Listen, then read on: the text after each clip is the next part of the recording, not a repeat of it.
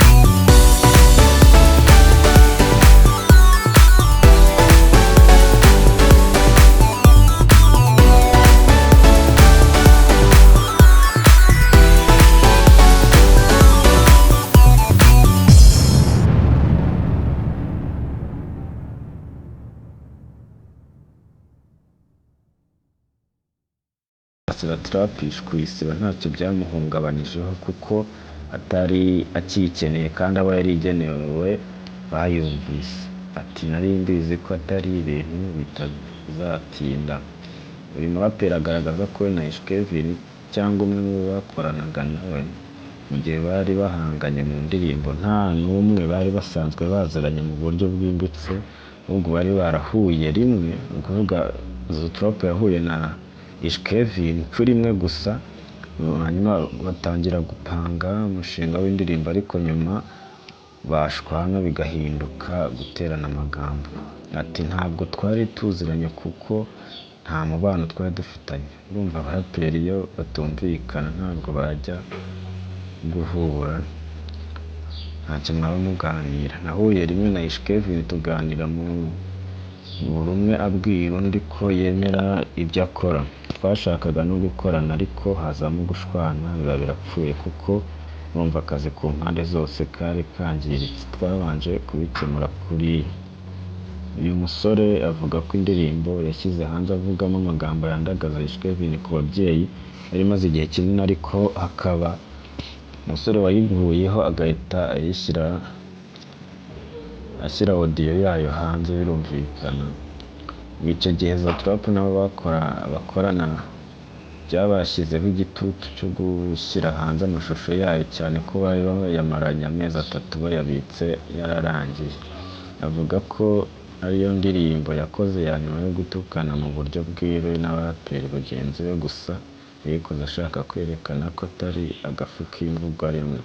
Ati ni ibintu nakozeho mvuga nti reka ibe iya nyuma, uzumva akeneye intambara ajya agenda yumve ko ibyo bintu twabikora, bishatse ko twabijyamo gusa ndengeje hariya byagera kure, nahisemo gukora ibyanzanye kuko nabonaga ibindi biri kuza atari inzira zanjye. Ibyanzanye ntabwo ari ukuba umuziki wacu wagera kuri ruriya rwego. Mu bintu byari byazanye za trap mu muziki, guterana amagambo ntabwo byari birimo, ariko byaje kuba ngombwa kugira ngo abanze ace agasuzuguro. Ati mu byatuzanye hari harimo gukora indirimbo nziza, tukandika amateka muri hip hop, tukanambutsa injyana yacu imipaka. Zo trap aheruka gushyira hanze album yise Ntaganoga, iriho indirimbo 20, akavuga ko abantu bibajije uko aya magambo yanditse, abantu badakwiye kubyibazaho kuko ariko yabishatse nk'umuhanzi. Avuga ko iyi ndirimbo yitiriye album ye yise Ntaganoga igaruka ku buzima bw'abaraperi babaho bategereje ko umunsi umwe hari igihe bizemera bakabona amafaranga menshi. Ngayo nguko rero ibya Zo Trap na Ishkeve ndetse na Trap ishi yose, ukeka nta kundi kurengera kuzongera kubaho,